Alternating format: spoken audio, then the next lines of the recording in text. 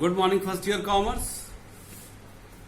पिछले लेक्चर जो पार्ट 13 था उसमें हम लोगों ने देखा कि किस तरीके से हमारे यहाँ एलक्यूपी कॉन्सेप्ट जो है रिप्लेस किया और एलपीजी कॉन्सेप्ट आया।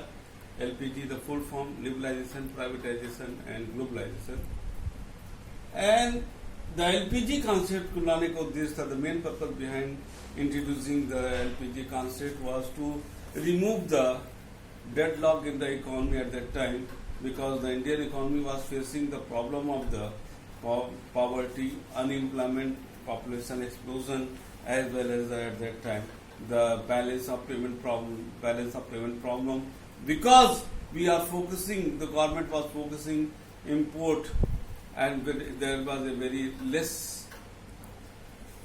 quantity of the export, and that becomes a very high gap of the balance of trade problem, balance of payment problem, and only at that time the 15 days का जो है हमारे पास foreign exchange रह गया, और जिसके वजह से हमको तमाम चीज़ों को $7 बिलियन का मिला। और तब हम लोगों ने वर्ल्ड बैंक IMF के सलाह से डॉक्टर मनमोहन सिंह जो उस समय फाइनेंस मिनिस्टर थे, बाद में उन्होंने एक कॉन्सेप्ट डेवलप किया लिबरलाइजेशन का। आज हम लोग चर्चा करेंगे, दैट इज द लिबरलाइजेशन। 1991 में हमारे यहाँ लिबरलाइजेशन और एलपीजी जो हुआ, जिसपे लिबरलाइजेशन एक पहला था। देखो लिबरलाइजेशन क्या मतलब था, लाइसेंसिंग था। अब आप इतना लाइसेंस कर दो, उस समय मुझे याद है लोग कहते थे कि साहब एक बिजनेस स्टार्ट करने में 32 डिपार्टमेंट से परमिशन लेना पड़ता था। अब एक बिजनेसमैन 32 डिपार्टमेंट का दरवाजा खटखटाता था और जाकर के वो वहां पर परमिशन ले, और 32 डिपार्टमेंट को अधिकार था वो उनके यहाँ जाके उनका इंस्पेक्शन करे बिजनेस का, इंडस्ट्रीज का। तो बिजनेसमैन तो सिर्फ डॉक्यूमेंट और उनको इंस्पेक्शन कराने में ही लग जाएगा, वो बिजनेस कब करेगा?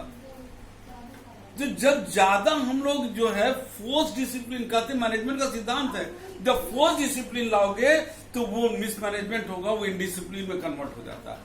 ऑलवेज मैनेजमेंट का बहुत बड़ा सिद्धांत है, always the force discipline bring the indiscipline in the long run। अब वही हुआ हमारी इकोनॉमी में, इकोनॉमिक इंडिसिप्लिन हो गया, क्योंकि हर चीज में परमिशन लेना। इसीलिए जो है नहीं, तो घर में आइए तो जूता बाहर उतारिए, ठीक है, बाथरूम गए तो वहां पर चलिए नहाइए धोइए। अब आप तो आपके घर कोई नहीं आएगा, आप ही समय बाद, थोड़े समय बाद घबरा जाओगे। जब आपके यहाँ कोई आएगा नहीं, आपके यहाँ आप खुद ही नहीं रहना चाहोगे, तो आप फैमिली का विकास कैसे होगा? वही आप देश को ले लो। हर सेक्टर में, इंडस्ट्रीज है, एग्रीकल्चर है, सब में वो चीजें डेवलप होने लगी। और लिबरलाइजेशन का मतलब होता है कि अब गवर्नमेंट ने जो लाइसेंसिंग प्रणाली है उसको इजी किया, कुछ क्षेत्रों को मुक्त कर दिया, भाई लाइसेंस लेने की जरूरत नहीं है, एक्सेप्ट द आपका जो भी एक डेंजर वो है, प्रोहिबिटेड एरिया है, डिफेंस का है, इस सब में छोड़ करके शराब वराब है और तमाम जो प्रोहिबिटेड या थोड़ा सा सेंसिटिव चीजें होती हैं उनको छोड़ करके अब लाइसेंस की विशेष नहीं है। Window system, single window system प्रणाली शुरू किया कि आप एक जगह जाइए, आप एक जगह से जो है फाइल मूव कर जाएगा, आपको मिल जाएगा। So many things were happened at that time just to remove the deadlock in the Indian economy and accelerate the pace of the Indian economy towards becoming the developed country in India। ठीक है ना। अब हमारे यहाँ जो सबसे पहला जो वही लाइसेंसिंग प्रणाली शुरू हुआ, और आयात एक्सपोर्ट इंपोर्ट की नीतियों में चेंज किया गया, ताकि हमारे यहाँ विदेशी अगर निर्यात हो रहा तो हमारे यहाँ एक्सपोर्ट भी हो, लोगों को तमाम फैसिलिटी दिया जाने लगा। और टेक्नोलॉजी में जो लोग नई टेक्नोलॉजी आए, इसमें भी सरकार ने जो है तमाम चीजों को काम किया, ठीक है ना, इन सारी चीजों में काम किया। ये जरूर था कि 1980 में जो हमारे यहाँ जो सुधार कार्यक्रम जो शुरू उस पीरियड में, पोस्ट इंडिपेंडेंस में, वो उसका क्षेत्र तो व्यापक था, लेकिन उसमें जो एक सीमा के बाद होता है ना कि एक सीमा के बाद डेडलॉक उत्पन्न होने लगा इस सारी चीजों, और इसको करने के लिए जो है ये लिबरलाइजेशन का हुआ। और जो पहला था जिसमें सबसे पहले किया गया कि उद्यमी को जो है फर्म बंद करना, स्टार्ट करने के लिए लाइसेंस की एक सर्टेन पीरियड तक ही आपको ज्यादा उसके लिए भागदौड़ नहीं करना पड़ेगा। और कुछ क्षेत्र जो निजी उद्यमी के लिए था, प्रोहिबिटेड था, जो प्राइवेट सेक्टर के लिए प्रोविडेंट था वो भी धीरे धीरे खुलने लगा कि अब आप आइए इसमें भी काम कीजिए, ठीक है ना, उसमें भी काम कीजिए, वो भी शुरू हुआ। और कुछ उस समय 1990 के पहले कुछ सेक्टर ऐसे थे जो सिर्फ स्मॉल स्केल इंडस्ट्रीज ही कर सकते थे, ठीक है ना। अब उसमें था कि आप लोग से जो लोग इसमें आना चाहें उसमें आ सकते। तो ये जो तमाम चीजें हुई लिबरलाइजेशन का, कि लाइसेंसिंग प्रणाली में भी सुधार हुआ, सेक्टर को पब्लिक सेक्टर में जो सिर्फ रिजर्व था उसको प्राइवेट सेक्टर में भी खोला गया, सिर्फ रक्षा, डिफेंस और सेंसिटिव चीजों को छोड़ करके अब धीरे धीरे प्राइवेट सेक्टर को भी खोले जाने लगे। भैया आप आइए, आप इसमें जो है काम इसमें कर सकते हैं, ठीक है। और जो है और बहुत सी जो रिजर्व थी उनको अनरिजर्व कर दिया गया कि कोई भी उस पर काम कर सकता है। ये सारी चीजों में एक हमारा लिबरलाइजेशन प्रोसेस शुरू हुआ। ये इंडस्ट्री सेक्टर का जो लिबरलाइजेशन था। अब अगर हम बात करें फाइनेंस सेक्टर में, तो फाइनेंस सेक्टर में हमारे यहाँ 1990 तक हमारे यहाँ जो स्टॉक एक्सचेंज, जो कैपिटल मार्केट था, मनी मार्केट था, वो उतनी अच्छी तरीके से काम नहीं करता। कैपिटल मार्केट जो लॉन्ग टर्म फंड उपलब्ध कराता है, and that was the control by the SEBI. अब देखोगे कि सेबी की स्थापना 31 जनवरी 1991 में हुई, 92 में। वो 91 के बाद ही लिबरलाइजेशन के बाद हुआ कि कैपिटल मार्केट को रेगुलेटर बॉडी चाहिए। मनी मार्केट जो कमर्शियल बैंक का, जिसका apex body reserve bank of India, उसमें क्योंकि capital market long term fund उपलब्ध कराता है, तो मनी मार्केट वर्किंग कैपिटल और शॉर्ट टर्म फंड उपलब्ध कराता है। अब हमको इसमें बैलेंस चाहिए, और अगर ये इफेक्टिवली काम नहीं करेंगे तो हमारी इकोनॉमी नहीं चल पाएगी। तो इसके लिए जो है इन चीजों को किया गया। रिजर्व बैंक जो है, रिजर्व बैंक के तमाम चीजें थी जो रिजर्व पूरा, अगर हमारी इकोनॉमी हम लोग जानते हैं रिजर्व बैंक के इर्द गिर्द घूमता था। और रिजर्व बैंक को आज भी हमारे यहाँ रिजर्व बैंक का एपेक्स बॉडी है, लेकिन 1991 के बाद जैसे हर एक चीज के लिए जो है रिजर्व बैंक से परमिशन लेना पड़ता था, उस समय ऐसी चीजों को जो रिजर्व, जो इकोनॉमी को क्या कहते हैं, एक तरह से स्ट्रक्चरल अफेक्ट नहीं कर रहा था, उसके लिए कहा कि भैया आप आरबीआई से हर चीज के लिए लाइसेंस लेने के लिए या परमिशन लेने की कोई जरूरत नहीं है। तो उसको रिजर्व बैंक को जो है कहीं ना कहीं एक एसोसिएट के रूप में, रेगुलेटरी की जगह कहा कि उसको भूमिका एसोसिएट के रूप में दी गई, ताकि रिजर्व बैंक हमारी इकोनॉमी का एक एसोसिएट बने, न कि regulator. Regulator in technical sense तो आज भी है, लेकिन एसोसिएट का मतलब होता है कि आप उसको सहायक बनिए इकोनॉमिक डेवलपमेंट का, फाइनेंस सेक्टर का, आप उसको सहायक बनिए। और उसमें जो है ऐसी चीजों में करने के लिए जब लोगों को लगा कि सब अब रिजर्व बैंक का नियम स्ट्रिक्ट नहीं रह गया, गवर्नमेंट लिबरलाइज कर रही है, बाहर के जो है एफआई फॉरेन इन्वेस्टर्स उनको बुला रही है, हमारे यहाँ फॉरेन इन्वेस्टर जा रहे हैं। जब फॉरेन इन्वेस्टर आते जाते हैं तो फॉरेन इन्वेस्टर सिर्फ कैपिटल ही नहीं ले जा सकते हैं, ले आते हैं, हमारा नॉलेज भी लाते हैं और टेक्नोलॉजी भी लाते हैं। ये आदान प्रदान शुरू हुआ, तो गवर्नमेंट ने अपनी लाइसेंसिंग प्रणाली सुधारी, एक्सपोर्ट इंपोर्ट पॉलिसी को चेंज किया, और रिजर्व बैंक की भूमिका को जो है एक इफेक्टिवली लाया, एक एसोसिएट की भूमिका में लाया, ताकि जो बिजनेस को जो है इसमें हुआ। और उस समय जो है जो बैंकों की जो पूंजी में विदेशी, the participation of the foreign investor in the bank, वो 74% बढ़ा दिया गया उस समय, ठीक है ना। अब कुछ चीजों में ये कर दिया गया कि बैंकों को प्रिविलेज दिया गया, कुछ सेलेक्टिव बैंकों का जिनका परफॉर्मेंस था कि आपको अगर ब्रांच खोलना है तो आरबीआई से आपको जो है आपको लेने की अनुमति लेने की जरूरत नहीं है। तो इसका मतलब हुआ, और ये हमारे यहाँ बैंकिंग सिस्टम में भी एक व्यापक सुधार हुआ। म्यूचुअल फंड को लाया गया, हमारे यहाँ जो है म्यूचुअल फंड के साथ साथ आपको जो है पेंशन फंड लाया गया, जो लोग पेंशन है रिटायरमेंट के बाद है उनको लाया, उसको सिस्टम में लाया गया।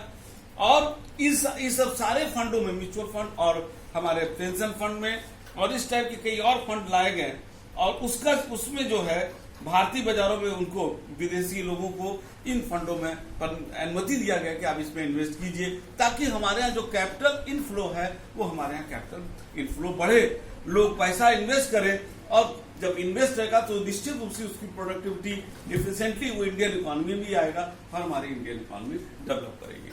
तो पहला जो है लिबरलाइजेशन किसमें हुआ? पहला आपका इंडस्ट्रीज में हुआ,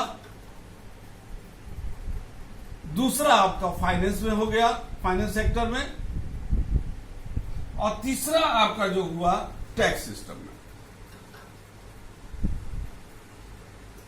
टैक्स सिस्टम में जो है, जो हमारे यहाँ टैक्स सिस्टम, ये टैक्स सिस्टम हमारे यहाँ जैसे फिस्कल पॉलिसी होती है और मॉनेटरी पॉलिसी होती है। Fiscal policy long term economic policy होता है जो भारत सरकार डेवलप करती है, जिसके अंतर्गत टैक्स कैसे आएगा, गवर्नमेंट को रेवेन्यू कैसे मिलेगा, खर्चा कितना आएगा, यानी total expenditure pattern and the revenue pattern of the economy covered under the fiscal policy and that is regulated by the government of India.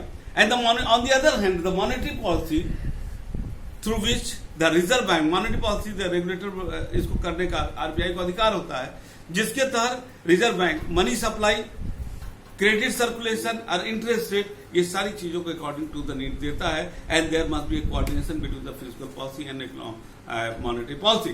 तो गवर्नमेंट ने जो है फिस्कल पॉलिसी के तहत हमारे टैक्स सिस्टम में काफी सुधार लाया, और जहां पर दोनों सेक्टर में डायरेक्ट टैक्स और इनडायरेक्ट टैक्स, अब आपको दिमाग में आ रहा होगा what is the direct tax and what is the indirect tax. ध्यान से सुनना बेटा इसको। डायरेक्ट टैक्स का क्या मतलब होता है? डायरेक्ट टैक्स उसको कहते हैं जब हम किसी व्यक्ति पर टैक्स लगाते हैं और वो टैक्स उसी को देना होता है, यानी the bearer the pay of the tax, if the payee of the tax is the same person who bear the tax, he cannot shift to another the tax to another person. That is the direct tax. फिर से समझने की कोशिश करो। Direct tax का मतलब होता है जिस व्यक्ति पर लगाया गया वही उसको बर्दाश्त करेगा, वो किसी से उसको ले नहीं सकता। जैसे income tax, income tax is the direct tax. हमारे ऊपर लगा, हमने दिया और हम ही उसको सहेंगे क्योंकि हम किसी और से नहीं ले सकते। That is the direct tax. Indirect tax पे कोई और है और बेरर कोई और है, माने pay can shift it to the another person. जैसे सेल टैक्स था पहले, अब जीएसटी है। सेल टैक्स में और जीएसटी में क्या होता है? दुकानदार टैक्स देता है गवर्नमेंट को, लेकिन दुकानदार सामान में जुटा रहता है और वो ग्राहक से ले लेता है। तो पे is the shopkeeper and the bearer of that tax is the customer, the consumer, because in that case the shopkeeper can shift to the tax to the क्या कहते हैं कस्टमर। तो यहां पर जो है ये दोनों में हुआ टैक्स, क्योंकि देखो टैक्स का जो चोरी हो रहा था बड़े पैमाने पर चल रहा, क्योंकि जब टैक्स सिस्टम बहुत रिजिड होगा, स्ट्रिक्ट होगा, तो निश्चित रूप से जब लोगों की ज्यादातर कमाई चली जाएगी गवर्नमेंट के पास, अरे भाई हम 100 रुपया कमाते हैं, हमारा 70-80 रुपया चला जाएगा तो हम कहेंगे कमाई भी नहीं करेंगे। तो यहां पर बहुत जबरदस्त रिफॉर्म की जरूरत हुई कि टैक्स जो है उसको इस तरीके से लाओ कि लोग टैक्स चोरी ना करें। एक चीज ये हुआ, टैक्स जिसको कहते हैं टैक्स इवेजन, टैक्स चोरी क्या कहेंगे, टैक्स इवेजन। उसके जगह गवर्नमेंट ने तमाम तरीके के बॉन्ड लाए कि अगर आप टैक्स बचाना चाहते हो तो ये गवर्नमेंट बॉन्ड में पैसा जमा करो, और जिससे कि आपका इनकम टैक्स बचे भी और 3 साल आपका पैसा इकोनॉमी में चला है। क्योंकि गवर्नमेंट का पूंजी की कमी थी, पैसा आपके पास चला आया 3 साल 5 साल के लिए और गवर्नमेंट उसका उपयोग कर सकता था। अब 2 चीज हुआ, आपका टैक्स भी बचा और वो पैसा 4-5 साल के लिए चला गया जो बाद में आपको लौट के ही मिलेगा। तो एक तरह से एक अच्छा खासा इन्वेस्टमेंट भी हो गया और आपका टैक्स भी बचा।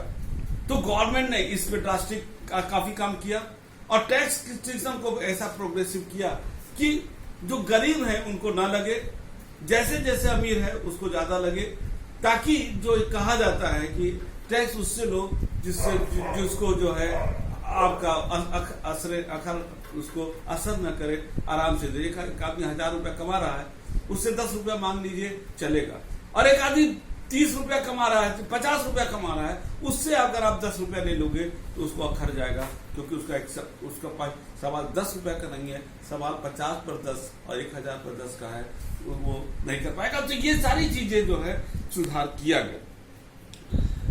इसके तहत जो है हमारे पास पहले सेल टैक्स था, फिर वैट आया और 2016 में जीएसटी आई।